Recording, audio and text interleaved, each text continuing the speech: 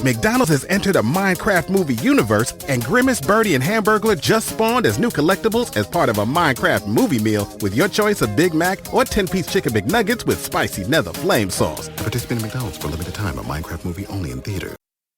When it comes to clothes, it's great to have options. But having pieces that you can wear anywhere is a must for everybody. That's why American Giant makes clothing that fits into your life seamlessly, with quality you have to feel to believe.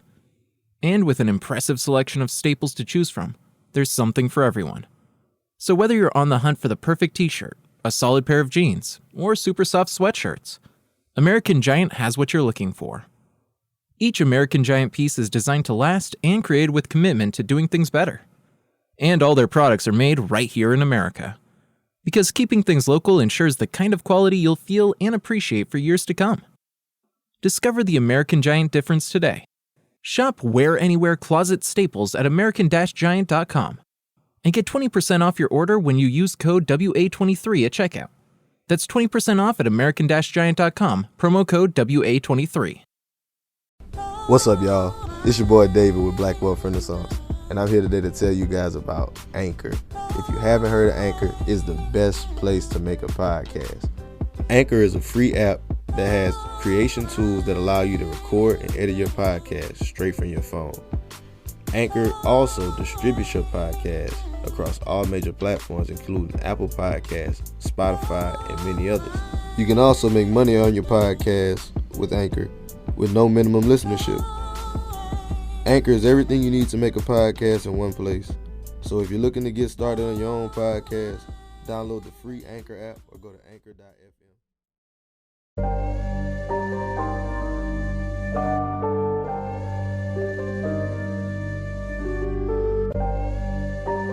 you know the rules of the game? Yeah. You know the rules of the game? I don't care what color. Can you make me 100 million? Let's talk money. Can you make me that? If you can't make me that, I don't talk to you. You shouldn't even be at this table. Hey, I got money on my mind. I'm just trying to get some dough. I ain't picking up my line unless it's money on the phone. Gotta get it on the daily. All I want is dubs. You know what I'm on. I've been chasing after paper. All I know is run money marathon. Do 5 years of this and be a millionaire and go on do what I want to do, have kids, go live my chip and joy in the games life out here in Texas, or struggle for the next 10 years. The choice is yours. What's up, guys? Welcome to the Black Wealth Renaissance Podcast. Our goal of this podcast is to normalize black wealth and share helpful resources and tips we believe will be useful in attaining and maintaining generational wealth. Please feel free to rate and comment on our podcast. We would love to hear all feedback you have. Now, enjoy the show. Welcome, everybody, to another episode of the Black Wealth Renaissance Podcast. Your boy, David Bellard, 1/4 of the Black Wealth Renaissance, checking in with my co-host for the episode, Jalen. How you feeling? What up, what up, what up? It's your boy, Jalen, man. Another quarter of the Black Wealth Renaissance. Feeling good, feeling great, man. This is about to be a fun episode. Ooh-wee. Yeah, man. Definitely been waiting on this one. But really just want to, before we get into that, just ask everyone, please rate, comment, review. Just let us know how we're doing. Make sure that you get your opinions in there and just let us know so we can keep on doing our thing to help you guys out. For sure, for sure. Yeah, and with that out the way, y'all, we got to introduce our guests, y'all. So look, this week on the pod, we got a longtime friend of the podcast, one of our favorite people, man. We work with this lady. She is great. So she's the owner of Management 24, marketing copywriting firm. She's helped her clients do over $2 million in sales with this copywriting firm. She does a lot in the digital real estate space, man. My lady, Miss Maria Lloyd. Maria, how you doing? I'm good, guys. How are you? We're doing great. Doing great. Can't complain. Happy to have you. Likewise. Happy to have you on this podcast. I'm happy to be here. Thank you for being here. Thank you. Yeah, thank you for coming on. Thank you for the invitation. Yeah, and for being a client. I love my clients. Shout out to Brother Dre for making the connection. Y'all already know. Shout out to Andre C. Hatchett, my boy. Yeah, if you already know, Brother Dre is a plug. He done been on the pod twice, man. If y'all ain't heard the episode with Brother Dre, you sleeping. Yeah, man. y'all go back listen to episode 11 and episode, I think it's 84. Yeah, Dre is literally one of my longest clients. Really? Yeah. Mm-hmm. He's been around literally since I launched the business in like 2015. I launched in 2015 and started working in it full time in 2016. He was like literally my second client. Hey, once again, just shout out to Dre. I man. know. I If love y'all him. don't know him, y'all definitely tap into what he got going. He's a great brother. Yeah, Marie, I'm glad you was kind of touching on it, like your start. So for everybody that's not familiar with you, can you just give them like an introduction to yourself and how you got started in this creative copywriting space? Yes. So in short, I tell people what I do for a living is I create wealth with words. And that's just a really cute way of saying I'm a copywriter. And it's not, a lot of people get that confused with copyright. Like if I author a book, then I, send it over to the United States Copyright Office. It's not the same. Copywriting is an occupation in which you actually write text with the number one objective of selling something. So even if I'm writing a speech as a copywriter, I'm selling the vision of the speaker. Mm-hmm. If I'm writing copy for email for you all's company, for example, I'm selling a product or a service that you all are offering. So copywriting, the biggest difference between that and other occupations in the marketing field is that we actually provide the words that generate the sales. How'd you find yourself into that field? Well, shout out to my alma mater, Clark Atlanta University, the heart of the AUC in Atlanta, Georgia. So my freshman year, I actually did not know that you could make a living from writing. Like I've been writing since I was 6 years old. I still have my little diaries from first grade. And of course, I feel too grown to say I have a diary now. So I still journal to this day. But I didn't realize I could make money from it until I went to Clark Atlanta and I had several internships in the music industry. And people are like, yo, you can write. Do you mind writing my bio for me? Do you mind writing the text on my website for me? And I was like, sure. And so I started hustling on the side. I had work study at the time, but I was also hustling on the side, actually writing bios for aspiring hip hop artists and DJs in Atlanta, writing copy on their website, even writing papers for some of my friends. And I was like, yo, I did not know that I could make money from this. And I started reading about it. And sure enough, I found a book that talked about copywriting. And that's when I was introduced to the field of copywriting. Do you remember that book name? Oh, you know what? It's actually behind me. It is. Stay ready so you don't have to. Gosh, it's somewhere behind. Here it is, right here. This book right here. It's titled The Everything Guide to Writing Copy. I literally bought this when I was in college over 10 years ago. So now I'm dating myself. But that's the book that really kind of helped me understand what is copywriting as an occupation. And it's just been onward and upward ever since. I like that saying. Of course. And happy belated Founders Day, my dear brother. Thank you so much. I really appreciate that. But that's beautiful that you were able to take that side hustle that you were doing while you were in school and you were able to transform, like a few years later, now you're able to start your own business and really get it popping and really just start helping other people create and build streams of income through the words that you're doing on the paper.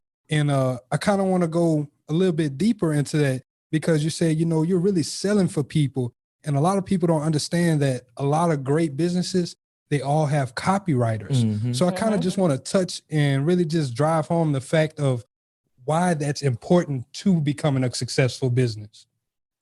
Well, I mean, again, your copy is directly correlated with your sales, and as a business, you cannot survive without sales. You need sales to survive as a business. I mean, unless your business is in the business of bartering, but even still, you're still selling a service in exchange for another service or product, right?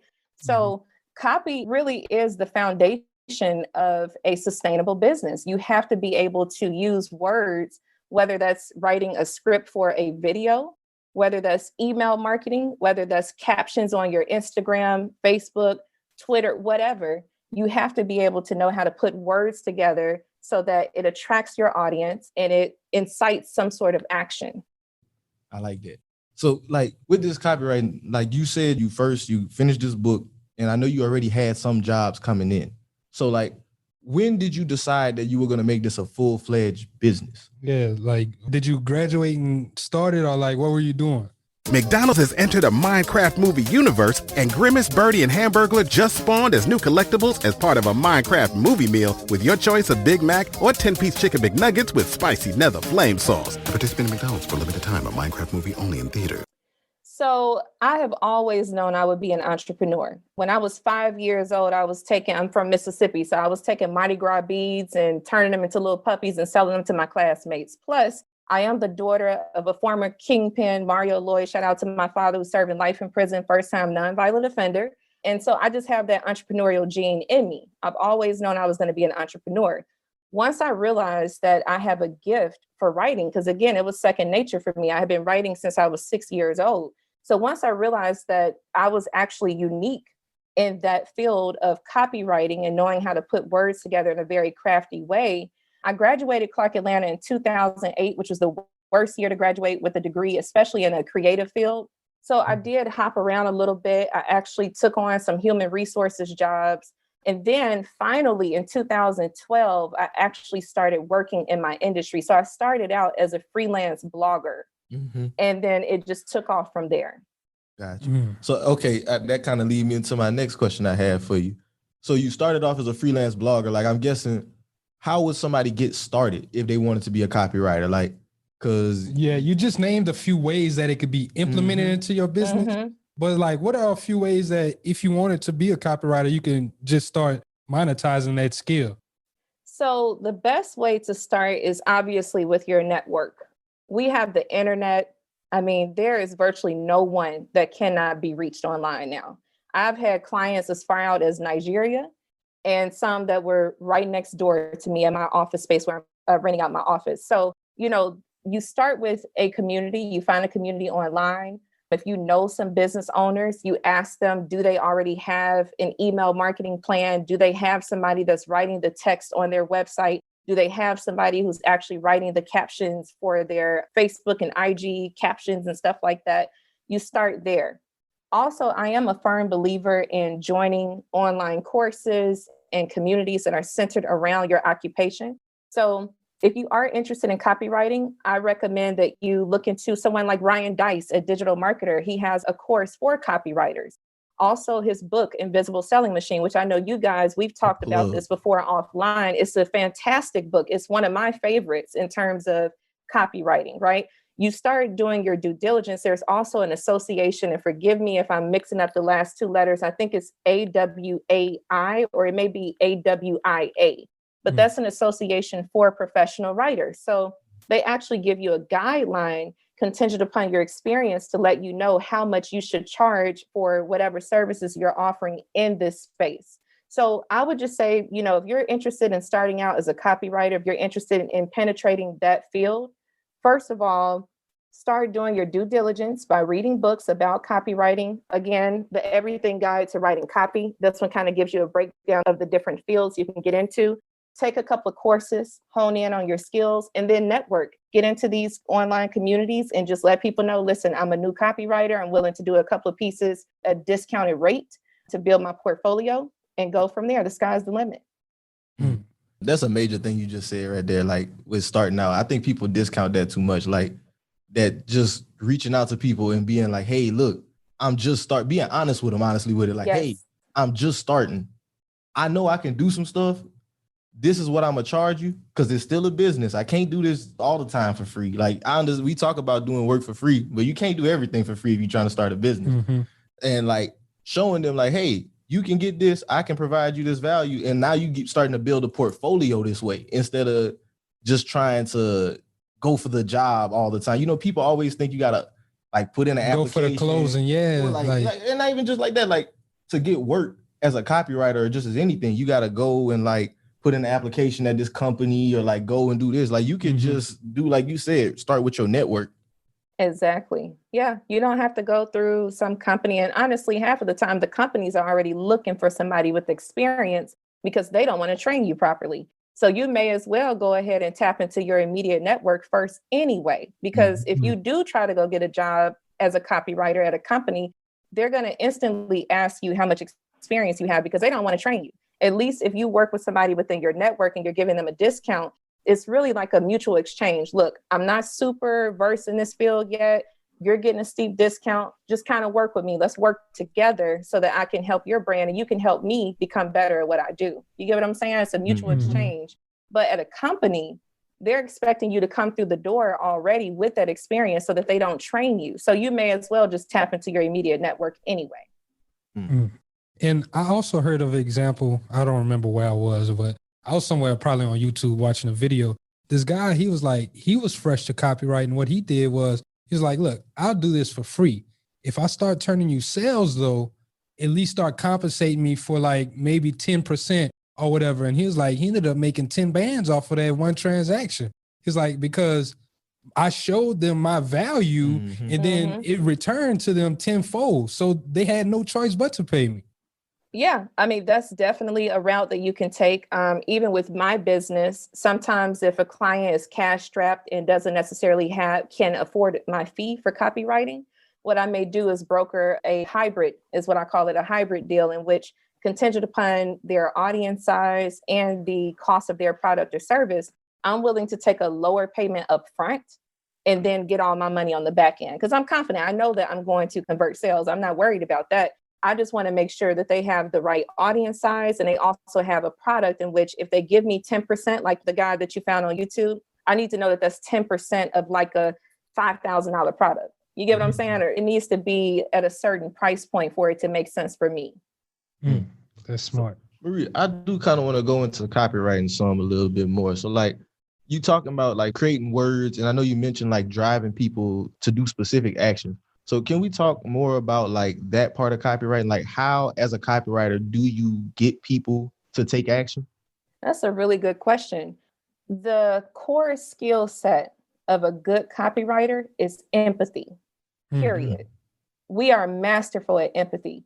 We have to be, because if you think about it, and I jokingly tell people I'm an actress on paper, because if you think about it, we have to assume the voice of our client, but then we also have to empathize with the struggles or issues of our clients' clients or customers, right? So that duality in which we have to kind of navigate these different spaces, it forces us to have like extreme empathy so that we can touch them. Now, to more directly answer your question, in my opinion, you could ask another copywriter, they may have a different opinion about this, but specifically as it relates to email, I always focus on one call to action. There's a book titled The Power of One, I believe. I can't remember the name of the author, but they talk about how having just one thing that people can focus on will generate a much higher success than trying to lead them to 2 or 3 different calls to action. So that is my methodology for helping my clients be successful, is in every time that I write copy, even if it's for a website, there's one central call to action that I'm driving them to. Even if you go to my website, you'll notice book a call. There's one call to action, even though there's all this other text on the screen. You know, when you visit my website, there's one thing I need you to do, and that's to book a call. So that's really the epicenter, if you will, of copywriting in terms of being able to drive those conversions, is just focusing on one call to action. So like when you say one call to action, like do you mean you giving them specifically? Because I mean, somebody may not be familiar with the call to action. True. Like one link or just like one hyperlink, one button, but that's the only thing you're giving them to click on that page. Everything else is just readable. Exactly. So literally, I'm telling them to do one thing. I'm not telling you to click here and read my blog post and click here to buy my book and click here to schedule an appointment. I'm telling you to schedule an appointment. That's the one and only thing I want you to do when you come to my website, for example, or again, with the work that I do with you all. When I'm selling one of your courses or a product or anything that you all have, I want them to do one thing. Click here and sign up for the course. You get what I'm saying? So it's just one central call to action, one central action take or whatever step that I need them to do. And I like how you kind of keep going back to the email marketing, because what we got was a story up until you being a blogger. How did you find yourself moving into the email marketing side of things? And I remember you told us you took that trip to Cali for Entreport, right? Can you kind of talk about what it was like to invest in yourself with that too? Absolutely. Anyone who is interested in launching a business, you got to know you got to invest in yourself. You are your most valuable asset, period, in life, in business, in everything that you do. You are your most valuable asset. So what I did, and it wasn't easy, I'm not gonna lie, at the time, I had just, like I said, I launched the business in 2015, and I literally invested $4,000 in myself to fly out to Santa Barbara, California, and get versed in this CRM called Entreport. And I was out there for a week. And you know what? I was embarrassed to admit it then, but I'll say it now. I actually failed the test. I went out there for a week, got trained from like 9 a.m. until 6 p.m. every single day in Santa Barbara, California. And at the end of the training, you had to take a test. I failed the test. And so I had to come back home. At the time, I was living in North Carolina. I had to come back to North Carolina, study the material a little bit more, take the test remotely, and I passed it. So I've been an Entreport certified consultant ever since. But I just really do want to drive that point home in life. You are your most valuable asset. So you should constantly be pouring into yourself, whether that's reading, text, whether that's listening to podcasts such as BWR, whatever it is that's going to empower you, you need to take that in because you are your most valuable asset in business and in life. So that's what I did. One of many, and honestly, guys, every year I strive to spend at least 4 figures on me and empowering myself, whether it's through education, whether it's through books, a conference, whatever it is, I spend at least 4 figures a year on empowering myself. Because how can I charge my clients a certain fee if I'm not even willing to invest in honing my skills? You get what I'm saying? So every single year, I'm investing at least 4 figures in making myself a better business owner and making myself a better woman for society. I gotta get him again, man. She dropped my gems right there. And I think it's really, really impactful though. Like you're saying though, you gotta be willing to spend that bread and really just invest in yourself because once again, that's an underlying theme I see for anyone who comes on the show. They took that time to really invest in themselves, whether it was the time, some sacrifices that they had to do. They had to really get in some books and really just learn. Or like you're saying, they had to go spend this money on themselves. They had to do something in order to put everything that they had within themselves so they can make sure, hey, I'm going to be successful. Marie, I kind of want to go back into Entreport some too, because we kind of touched on it, but like you said, you got certified in this CRM. So, but anybody that's not familiar, what is a CRM? And could you kind of go into like Entreport some and like how it leads to email marketing?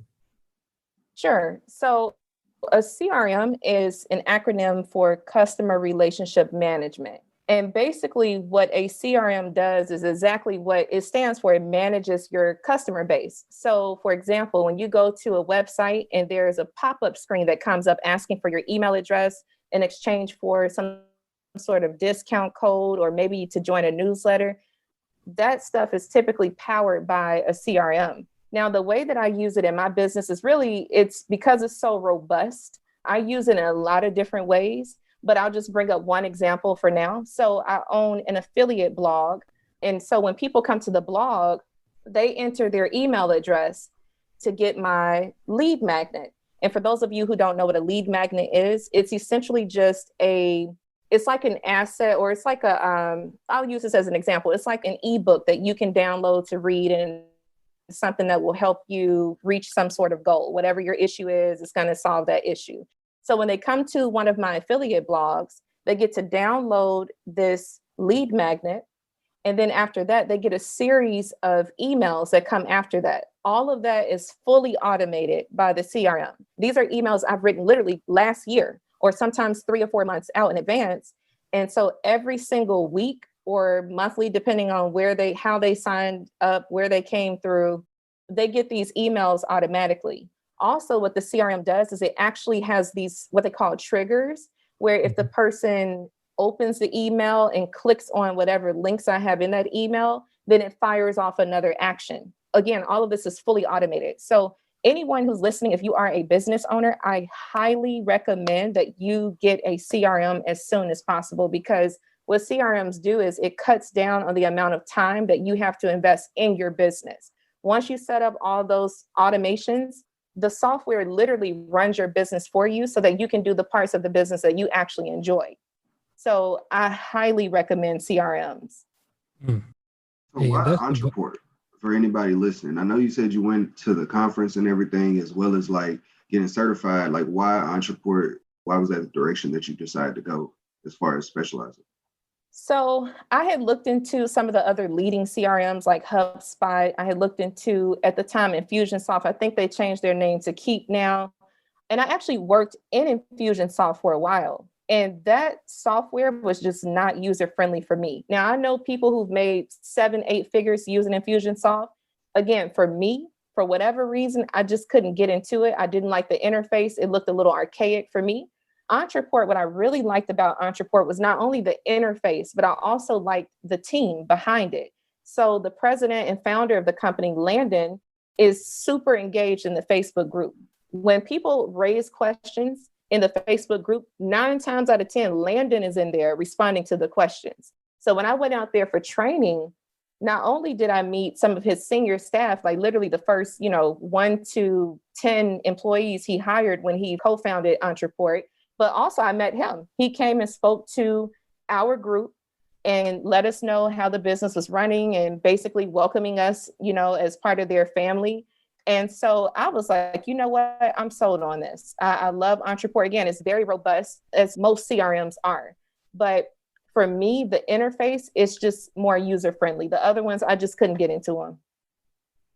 And I kind of want to go back to the email marketing part now, because like, what was your first client with the email marketing, and how did you find that, okay, this is exactly what I want to use my copywriting for? So my first client at the time was a reputable scholar, a public scholar. And so with his audience, he was reaching Black Americans, those who are honestly pretty similar to your audience. So Black Americans who are interested in learning how to create generational wealth, entrepreneurship, excelling in business, etc. So what really let me know I was on to something is I had written an email, and within that one weekend, he had made 5 figures off of that one email. And I was like, whoa, again, I was already writing in 2004 as a freshman at Clark Atlanta University.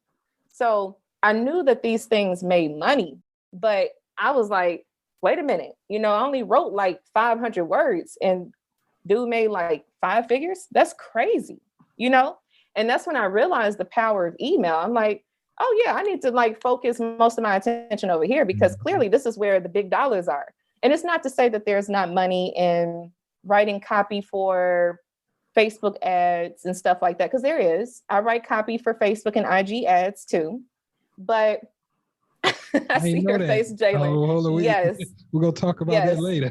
We can. Let's do it. So, it's not to say that there's not money in those spaces too. I'm just saying that for me, email just makes the most sense. I can be more casual in email. Again, contingent upon my client. I've had clients that are more formal, more corporate. So obviously I don't use slang. But even when I was, kind of onboarding you all, I asked, hey, can I use profanity? Is that part of your vernacular? Because if it is, I'm going to put it in the emails, right? So I really liked email, and I still love email to this day, because it doesn't really take a lot of words to put one together. And then secondly, the results oftentimes are instantaneous. It's like having, and I know you all read this in Ryan Dice's Invisible Selling Machine, but it's like having your personal ATM. The moment you send out those emails, you instantly start seeing people buying. And that is a very gratifying experience to see those sales coming in. So I love email. It seemed like with all the different copywriting spaces, one of the best ways to create wealth with words, like you were talking about. Because I'm thinking about that example because whenever you're talking about Ryan's book, that's what I think the example at the beginning is what really illustrated it for us. Like, he made an example in the beginning of the book where like him and his buddy, I think they were golfing or something. They were golfing. And they had made a bet. And the guy was like, Brian was like, hey, look, I can write you some emails and make you some money right now. Cause he's worried about making money. Like, let me show you how to make this. The friend didn't have it and Ryan did have it. Yeah. And Ryan was like, look, come with me. And I promise you, if we do this, I can make you some money in like 30 minutes to an hour. He's like, nah, man, you bullshitting me.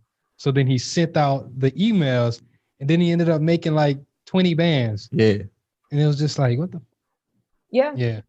And obviously I do want to kind of level everybody's expectations. It doesn't mean literally I write an email, I'm making 5, 6, figures every time an email goes out. The most important component of email marketing is your audience. That's the most important thing. So you have to actively seek to get these people's email addresses, because if you get the wrong audience and I'm sending them a message that doesn't really resonate with them, then that's lost money, So I do want to be very clear here in saying, as a business owner, or even as a personal brand, if those of you who have a following on social media, just like the BWR has a following on social media, you want to have a mechanism in which you are actively capturing people's email address and their cell phone number. So that's my piece on that. And I'm really glad that you. Oh no, I was just going to ask, like, as far as audience, what do you mean by the wrong audience? You mean telling my cousins and everybody on Facebook to come shop with me isn't the right people? Who do I need to be hitting up? Very good question. So this is I'm actually glad you asked this, because I want to let people know. The NBA playoffs are here, and I'm getting my best in on FanDuel. Talk to me, Chuck GPT. What do you know? All sorts of interesting stuff, even Charles Barkley's greatest fear. Hey, nobody needs to know that. New customers bet $5 and get $250 in bonus bets if you win. FanDuel, America's #1 sportsbook. 21 plus and present in Virginia. Must be first online real money wager. $5 deposit required. Bonus issued is non-withdrawable bonus bets that expires 7 days after receipt. Restrictions apply. See full terms at FanDuel.com/sportsbook. Gambling problem? Call 1-800-GAMBLER. I have seen a lot of new entrepreneurs get on Facebook blasting their family. You be thinking family gonna support you, but my family don't support. They didn't buy. Listen, you don't want your family and friends to buy your product or service if it does not fit them. If they're not a good fit, you actually don't want them to buy your product or service, because guess what? You're not going to get good feedback, right? And it doesn't serve them. It has to serve them in some kind of way. So instead of getting offended that your family and friends aren't buying your product or service, just focus your attention on the people who will do that. And guess what? If nobody's buying it, it just means it's whack. Let's just be real here. It's whack. You need to rebrand. You need to do something to make sure that you find an audience where your product or service actually resonates with what they need or what they want. But if you're not getting sales, that's on you. That's not on your family and friends. Don't put that on them, because as the business owner, the onus is always on us to successfully convert. So don't turn around and point the finger and say, oh, Black people just dumb. You'll go spend money with the Chinese man, but you won't spend it with me. I hate that. No, I'm not spending it with you because for whatever reason, your product or service does not resonate with me. Don't blame me for that. That's on you. So yeah, man, you got to find the right audience. Like, that's on you. That's on us as business owners. We cannot get mad at people when they don't patronize our business. It's on us. Hey, Talk to spitting because fire. it's so real though, because like it's never the customer's job to find you. You got to find the customer. And I kind of want to go into like with the email some, because I know you mentioned the wrong audiences. It's something we talked about with you before privately. Before we move on, okay, I want to because I wanted to talk about what she said about if you have an audience on social media. Right now, a lot of people think social media is the end all be all, but they don't understand the power of email marketing and how much more direct you are. They don't understand how sometimes they're fighting against these algorithms where they're only showing it to a certain percentage of their following, versus if you send out a mass email, it doesn't matter. Everyone is going to at least receive it. They might not open it, but they're at least going to be able to receive it. On Instagram, if we post a post, not all 380,000 of our followers, they're not about to see that. Only between 1 to 10% of our following will see that. Not all 100, however much it is, God damn it. All of those people are not going to see it, but you building that audience in your email campaign, that's vital to you being able to really just touch your core bases and your people who really going to patronize your business. So I just wanted to, like, whenever you say you didn't want to get into that, I did want to get into that because it's so important. I see a lot of people saying email is dead and things like that. And I just wanted to drive home that it's really not.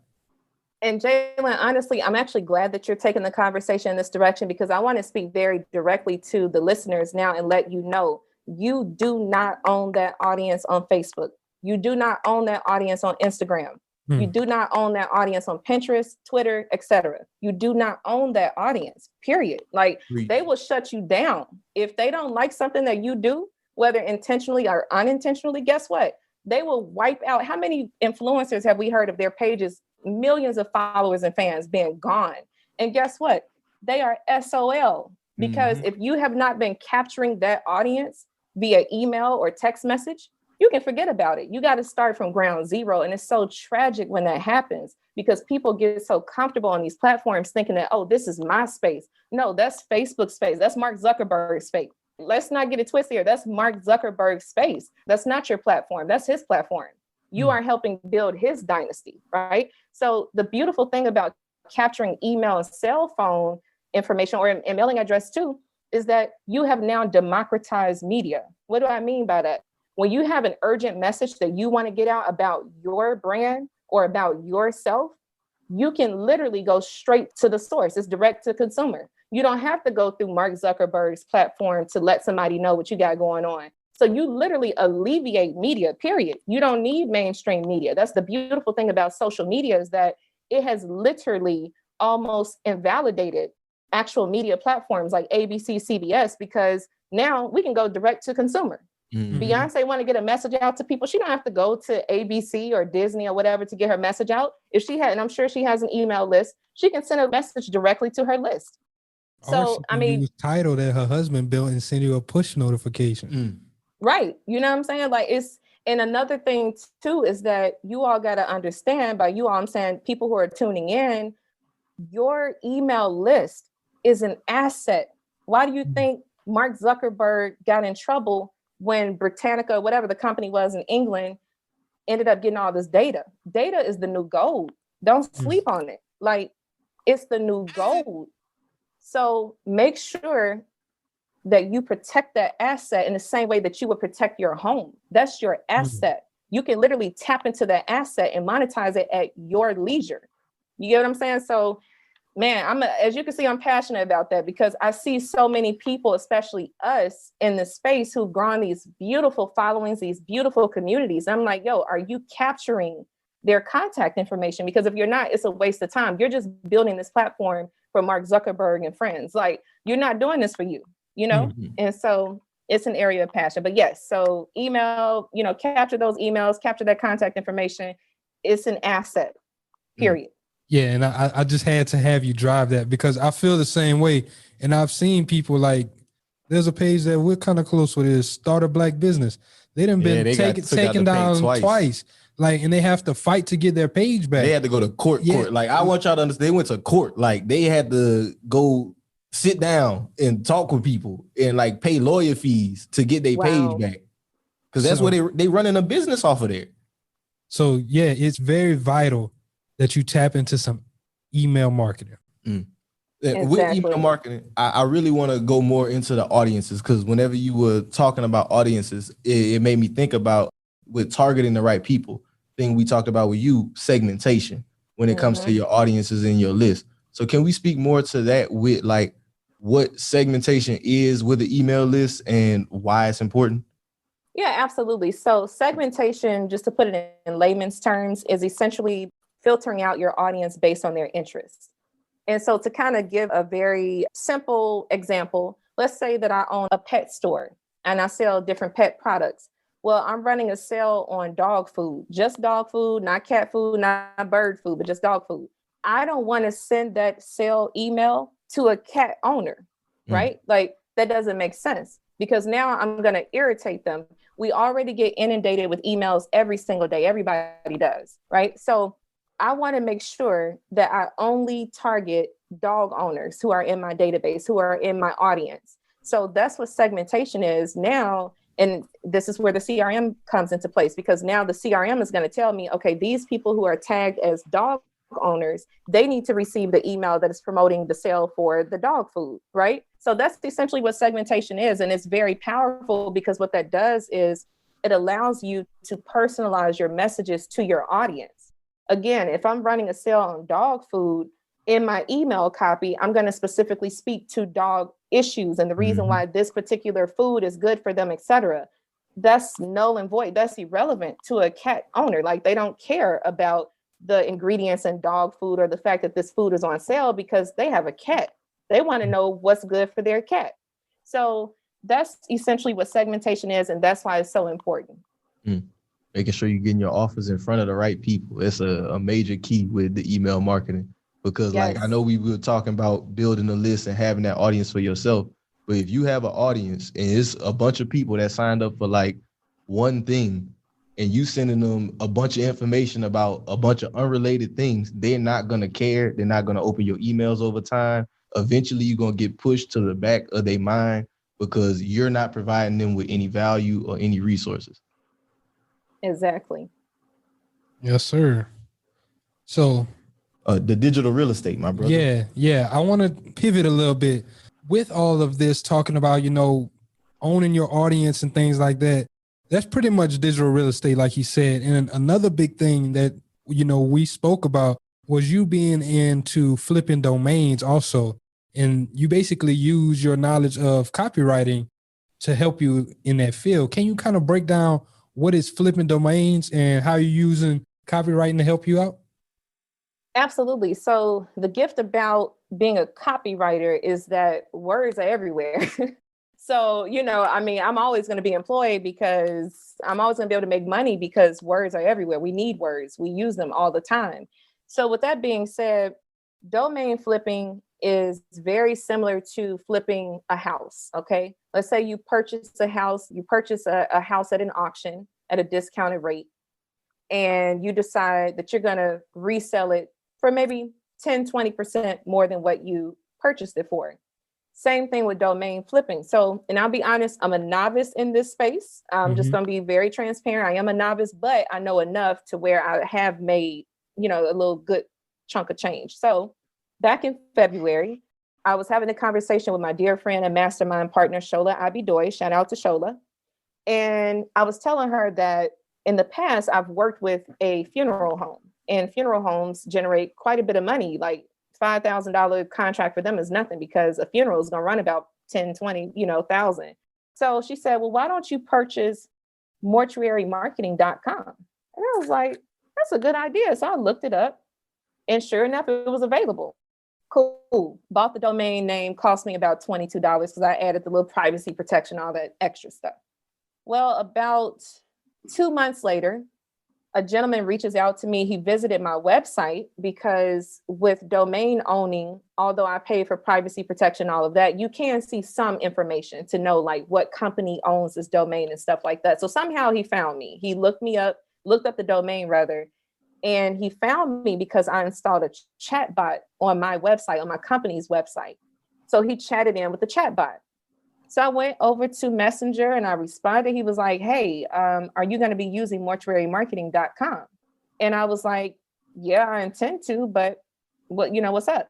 And he was like, I want to buy it. My father owns a mortuary. He's been in business for 20 years. And I would just like to know if it's for sale. And I'm like, I wasn't selling it, but what's up? So he was like, give me an offer. So, me, I'm going to go pretty, I'm trying to think through this. I'm like, okay, this is going to be my first little domain flipping, let me try to shoot for the stars. So I'm like, 5,000. Why not? You know what I'm saying?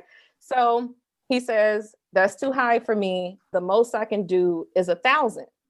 So I'm like, okay, not bad, but it ain't 5X either. So I'm trying to play tough. I'm like, okay, 5,000 is a little too low for me. Can we meet somewhere in the middle, maybe 25? And then he disappeared for like 2 weeks. No, he disappeared. So then I was mad because I'm like, dang, I spent $22. I was tripping. I was being greedy. Like I could have gotten a whole rack, like a whole band just for a $22 purchase. So I followed up with him. I'm like, are you still interested? I'm open to negotiating, keeping the negotiations going. So he finally responded. He said, listen, the most I can do is 1,100. I'm like, cool, let's do it.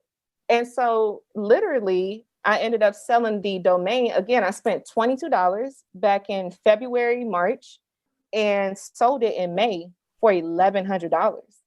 So, I mean, it's real estate. You know what I'm saying? People sleep on this stuff, but it is real estate. This is digital real estate. And it's actually less liability than owning tangible property. Not that I have anything against real estate, owning land, homes, and things like that, but I'm just being honest. The entry point, the barrier to entry is a lot lower because it's inexpensive and you can get very high returns on your investment. So it's a low risk, high return investment vehicle. So that's my little story on domain flipping. I haven't sold anything else since. That was, we're in 2020. So that was May 2020 when I got the money from him. But I haven't sold anything since, but I have over 70 domain names. So because I'm a copywriter, I have the skill set of putting words together in a way that, people is catchy, or, I think about words from a totally different perspective than the common person because I do this for a living. So a lot of some of my domains are like faithbasedhelp.com, jobhunthelp.com. And recently I actually tapped into the crypto domain space, which is something that a lot of people aren't talking about. So in the same way cryptocurrencies have decentralized the banks, now you have the blockchain decentralizing the internet. So literally I went and bought up a whole portfolio of .crypto domains, and my domains are based on a central theme. So I have visit capetown.crypto, visit joburg.crypto. All of my domains are centered around African cities because I believe that Africa is on the rise. It's going to blow, period. So go ahead. What you say, David? Go ahead, David. Because I know why he said that. Because literally just yesterday I was hearing about like how money is Africa is no longer on paper money. Like sub-Saharan Africa, they don't do paper money. They are using cell phones and they basically texting money to each other. So that's just crazy that you just said that. Like, damn, that's smart. But please continue. And look, I do want to tell the audience, the .crypto space is still wide open. It's like literally probably only not a few thousand. It's probably up to like 50,000 or so at the time of this recording, but it's wide open. That's why I was able to buy domains like visit Nairobi.com, .crypto rather. Visit, what was the other one I bought? Oh, visit Accra.crypto, right? That's why I was able to buy that. I even bought visit Chicago.crypto. And again, just like with the .com domains, you can sell these on the market. So I've actually had my .crypto domain sold on the market.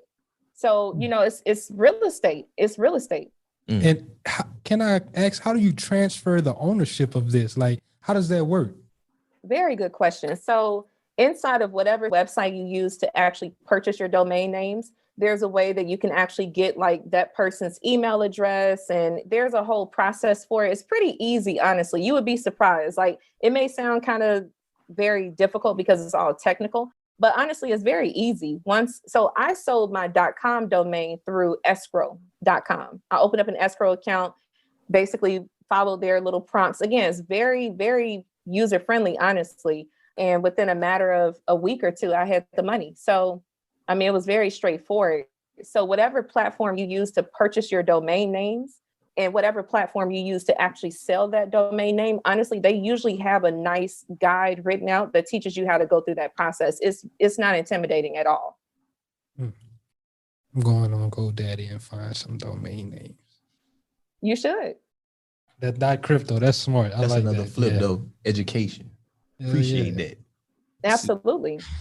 And I know the next thing you kind of already mentioned it was the affiliate blogs to tie into the owning the digital real estate. And I know one of the blogs that you're telling us you're partnered with is According to Hip Hop, correct?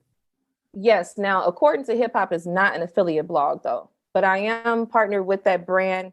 And so basically with According to Hip Hop, that is it's a media company. So we have close to like 1 million fans on Facebook, steadily increasing our YouTube and IG pages and things like that. But that's not one of my affiliate blogs. My affiliate blogs are theblackinvestor.com and grabthegun.com.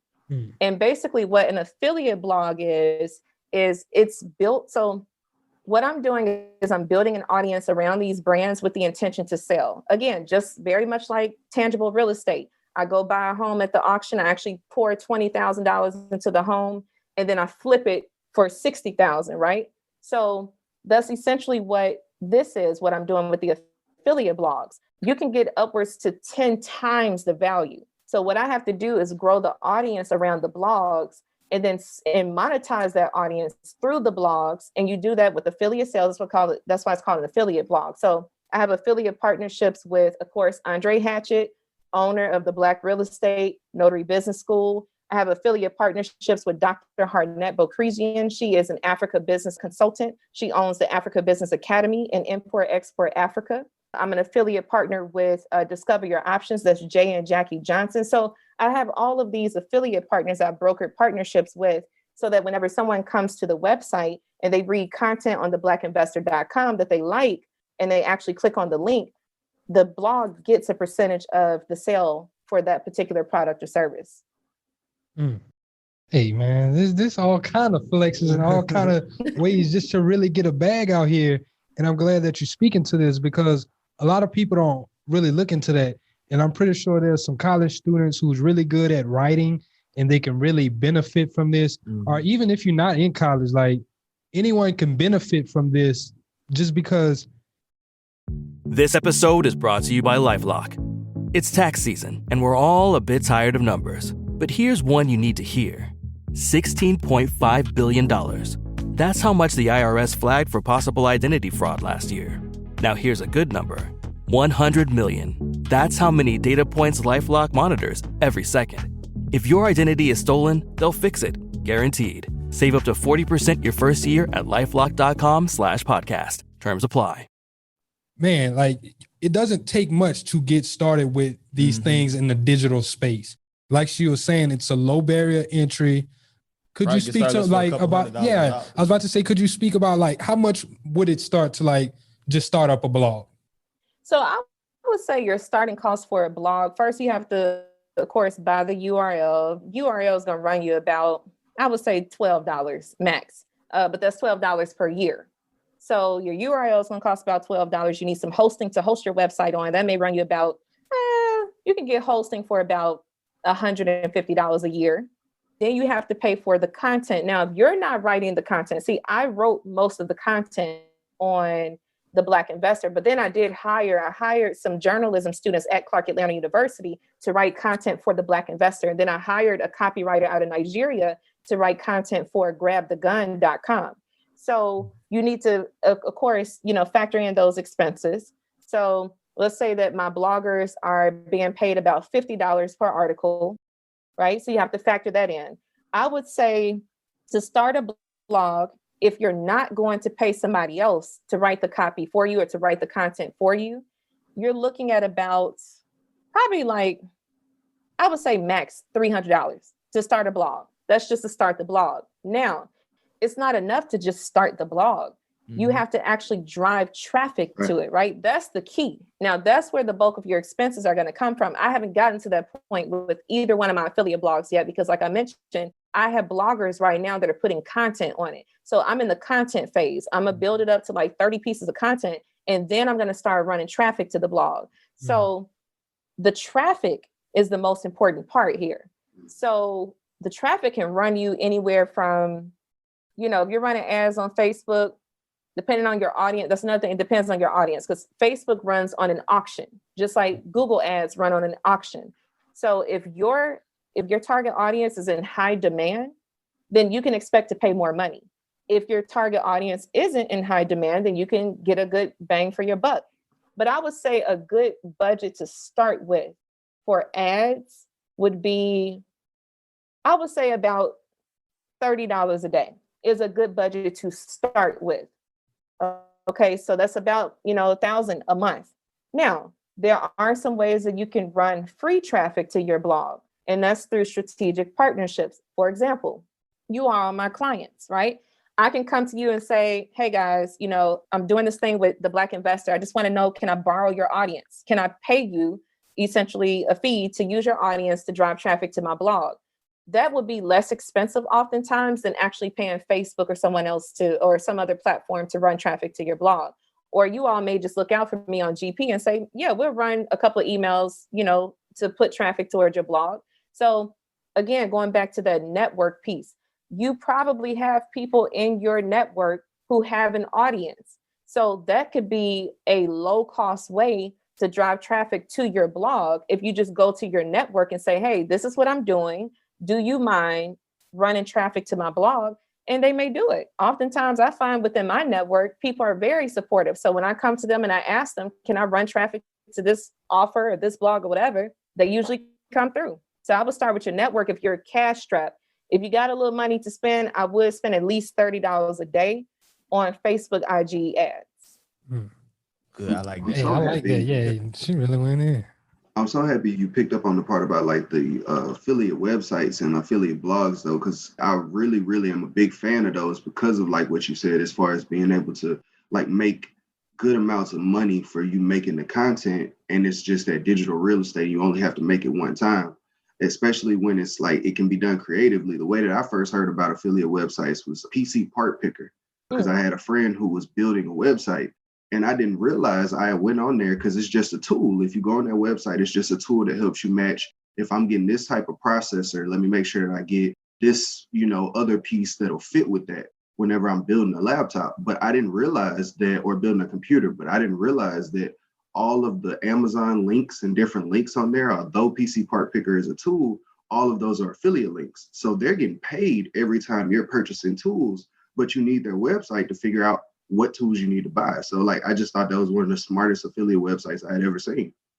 Yeah, I mean, and that's the thing, it's not you again, and David, I think you brought this up a little earlier. It's about value, right? It's not enough for me to just have content on grabthegun.com or theblackинvestor.com. I have to actually provide value with that. So with the blackinvestor.com, for example, the value that I'm bringing to the table is, listen, these are creative and innovative ways for you to make money. Listen, you need to look into Africa. Africa is growing. It's robust. Rwanda is calling itself the Singapore of Africa. You need to get in now while it's affordable, right?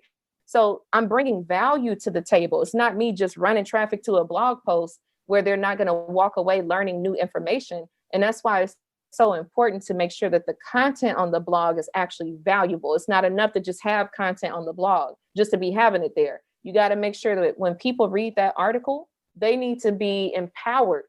And then, of course, obviously, going back to that call to action, having a very clear call to action, driving them to actually convert into a paying customer. The rule of one. The rule of one, man. It's real. Hell yeah. And I think that's pretty much all the points that we wanted to talk about today's podcast. Yeah. So we can make the pivot to the last section of the podcast. My favorite section, what's on your timeline? So is anything that you could have saw this week, last week, anything, something that you just feel like you want to speak about? Well, what's been on my timeline a lot lately is the controversy that happened in Dallas, Texas. The restaurant owners snapped out on some women that were twerking. That's been on my timeline. Very interesting perspectives on that. So yeah, that's what's been on my timeline. What did you think about the whole situation? Yeah. As a business owner, I always hold business owners to a higher standard. I have worked with some very disgruntled customers. In fact, most of my career in this freelance / entrepreneurial space, I typically work with Black clients, typically speaking. Not to say I haven't had clients in other ethnic groups, but usually 98% of my clients are Black. So I have dealt with being cursed out. I have dealt with being accused of stealing money from clients. I've dealt with those things. And my job as a business owner is to diffuse conflict, not incite it, not add fire to fire. And I felt his response was so demeaning. And so it was just as ignorant as the people who would not listen to him when he calmly asked them to stop twerking. Like, to me, his response was just as ignorant as they were. And as a business owner, the onus is all. So like I said earlier, as a business owner, the onus is on me. If I got people in my restaurant cutting up, twerking, I need to change the music. I need to enforce a dress code. And I might need to have a person who's dedicated, and usually this is your general manager, who's dedicated to just walking the floor, talking to customers, and just kind of building that atmosphere of classiness, if that's the audience I'm targeting. So I thought it was peculiar that, okay, he said he wants to build an upscale environment, which is cool. But you're saying you want to build an upscale environment playing throw that ass in a circle? Come on, bro. Like, that doesn't make sense to me. right? That doesn't make sense. As a business owner, we all know that, first of all, music controls the tone of any environment, period. So why would I want to play in a classy environment? Why would I want to play Throw That Ass in a Circle instead of Mozart or Beethoven? Like, why would I want to do that in a classy space? So I think he was in the wrong, but I also think the ladies were in the wrong. Like, come on, we're grown. Like, if he came over there and told you don't twerk in his restaurant, just respect the man's wishes. I would have actually called the authorities and had them escorted out, because he went over there nicely 2 times and asked them to stop. They didn't stop. But I also think we can't pathologize Black people. Like, I've seen a lot of people going in on Black women. Oh, well, you can't shake your dirty ass in a restaurant. And oh my. See, like, wow. Oh, I've read a lot of crazy stuff. I'm telling you, people go in, okay? It's a lot of pathologizing. I've seen women saying, we tired of Black men policing our bodies. Come on, sis. It's not about policing Black women's bodies. This is this man's establishment. It's a business. He doesn't want them twerking. He has the right to say, listen, I don't want twerking in my restaurant. But again, his response, I'm always going to defer most of the responsibility on the business owner. You don't meet fire with fire. So as a business owner, I think he should have diffused the situation instead of having his DJ stop the music and he making this whole scene and all this. He should have diffused the situation by, okay, he went over there twice. They didn't respect him. Cool. I'm calling the authorities. Now I'm coming back to let you know you have 5 minutes to get out of my restaurant or the authorities are on the way. That's it. See, me, I'd have had security at the door. He did have security at the door, man. I don't think this security don't be doing their job like they're supposed to. Man, if I am paying you, you gonna do your damn job. Wait, he had security? Yeah, they got to do. For context, I went to True Kitchen yesterday, y'all. It's a cool vibe. I think they didn't have Throw That Ass in the Circle playing, so that was a good thing. They had a live performer. She was in there singing cover. It was like a cover band. They were singing songs. It was a nice vibe. I enjoyed it. But yeah, man, they had security at the door, like a bouncer looking dude, you know, big swole dude. Well, somebody's been getting thrown out like it was Uncle Phil, Fresh Prince of Bel-Air. Somebody is going home.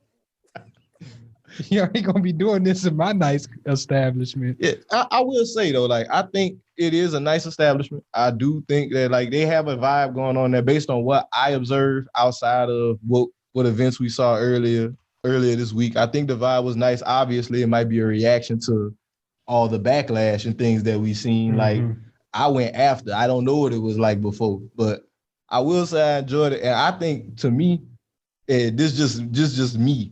I think the part that really pissed him off and got under his skin was the fact that she was standing on his shit.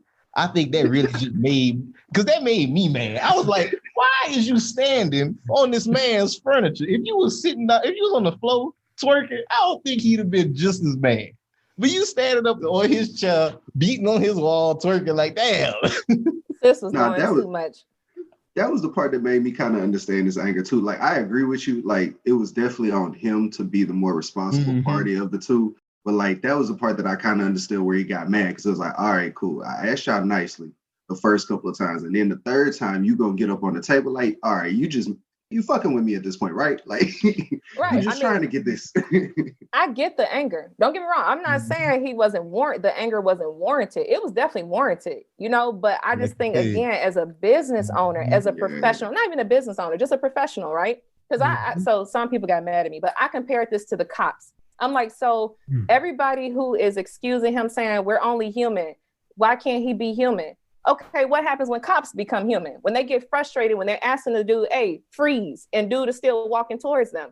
And then they lose their cool. Like, we get mad if the cop loses his cool and he's human, but we're okay with a business owner / attorney who loses his cool and goes off and embarrasses his establishment and his team. Like, no, like, let's be consistent.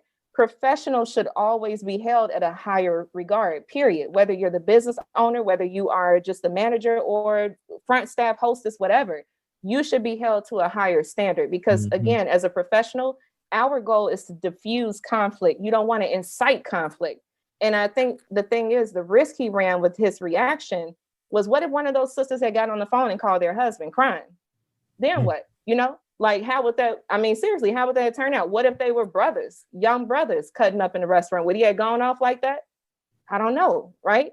So I just think we have to be careful when we stand behind and salute people meeting fire with fire, like especially professionals. I can understand if these were two consumers getting into it at a table, but as a professional, no, sir, I'm not with it. And again, I've been cursed out royally. I've been called all types of names by my people, but guess what?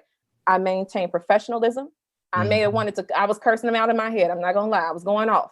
But to them, I made sure I was professional and I was stern, but professional, and I rectified the issue. And that's it. So I think that, and one last thing I do want to say, I just want to close out with this on this particular topic.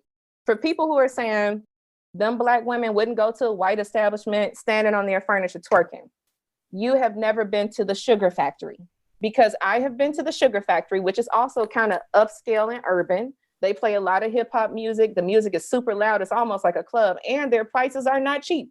A drink is going to run you about $30, $40.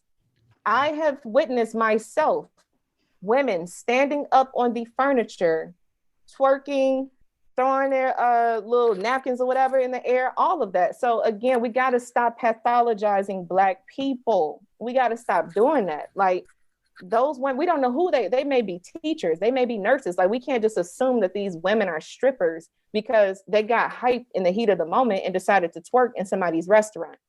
So that's all I wanted to say. But the Sugar Factory is super lit for those of you who like that kind of vibe or environment. That's in Mississippi? There is one in Mississippi. The flagship store is in Vegas, or I'm sorry, flagship restaurant, because it was a store/restaurant. So the flagship site, I think, is in Vegas, but they have one in Miami, Vegas, and Biloxi, Mississippi. That's the one where they be having all the damn candy on the drinks with the smoke and all of that shit, right? It's nice, yeah. It's dope. Yeah. The Sugar Factory. Yeah. Well, Maria, we appreciate you so much for coming on the podcast. This has been an absolutely great episode. Could you please plug yourself in, let the people know where they can follow you, how they can get in contact with you if they want your services, anything you got to offer? Please just plug yourself and let the people know where they can find you. Yes, absolutely. So the best place to reach me is on my website, wordsarewealth.com, wordsarewealth.com. And so for my BWR family, I am actually releasing a book. I think by the time this gets published, the book will already be out. So for my BWR family, I am going to offer you a discount code on that book, free. The only thing you have to pay for is shipping and handling. That's it. So free, only pay for shipping and handling. Again, wordsarewealth.com. And the passcode or the discount code is BWR. So wordsarewealth.com. Again, the discount code is BWR, and that will be valid until March 2021. Hey, y'all get that book. It's about to be lit. I know it's about to be some value in that book. It's a copywriting book? Or what's the topic of the book? It is, yes. So it's basically just how you can generate money with words. And it is focusing primarily on email, but there are some other subject matters that are being touched as well. Ooh. Y'all tap in. I know y'all just heard all this value in this podcast, man. Y'all better take advantage of that offer ASAP. ASAP. But yeah, whenever it drop. But once again, like he said, thank you so much, Maria. We're going to pivot. We're going to get into some house cleaning before we wrap up. Once again, we want to thank all of the members of the BWR family for tuning in with us week in, week out. Like he said, y'all the best. Thank you for just helping us grow. Thank you for sharing it with your family and friends. Y'all make sure y'all tap into our book. Also, Manage Your Money Like the 1%. Tap into our course, Credit Fundamentals 101. We also have 8 weeks of wealth available for purchase. And we also doing a special bundle called the Wealth Pack with the clues bomb, man. with Managing Money Like the 1%, 8 weeks of wealth, and Credit Fundamentals 101. So y'all definitely tap into that. Jared or Bruh David, y'all got anything else y'all want to say? Man, I just want to give the shout out to our people. Jared probably already owned it. Yeah, I already got it up. Let's get it. Shout out to Ifant Du Solia. I appreciate you can't read French, huh? Nah, I can't at all. I appreciate having the opportunity to listen to these pods and gain all the types of knowledge needed for our success. I play these while I work in my 9 to 5 and will continue on once I start making my business. All right, what does that actually, how is that supposed to sound? Enfant de Soleil or something like that. I was looking at it. That's French, my brother. I was looking at it. I don't know. Boy, you from North Louisiana for real. It's all good, man. Hey.